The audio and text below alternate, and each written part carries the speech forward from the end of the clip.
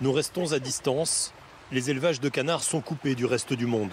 Toutes les bêtes sont enfermées. Objectif, éviter la contamination par les airs, avec les oiseaux et leurs excréments, mais aussi par les déplacements humains qui peuvent transporter le virus. Il y a le risque des migrateurs, c'est certain. On a des éleveurs qui ont peut-être 20 000 canards parfois, simultanément, sur un élevage.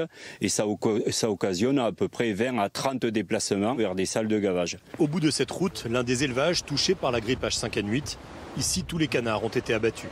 Des spécialistes de la désinfection viennent nettoyer les lieux. Lors des 2 dernières crises de grippe aviaire, entre 2015 et 2017, plus de 30 millions de canards avaient été abattus en France. La filière veut éviter un nouveau cauchemar avant les fêtes de Noël qui représentent 80% du chiffre d'affaires. La grippe aviaire, c'est un problème qui concerne les canards et pas les humains.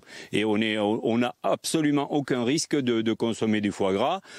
C'est quand même un mets qui est un produit festif et il ne faut pas s'en priver. Il n'y a pas de risque, évidemment. Alors comme vous le voyez derrière moi, tous les accès aux élevages sont complètement bloqués par les forces de l'ordre dans le sud des Landes. Ce que les producteurs veulent éviter maintenant, c'est une contamination entre les sites de production, notamment avec les véhicules.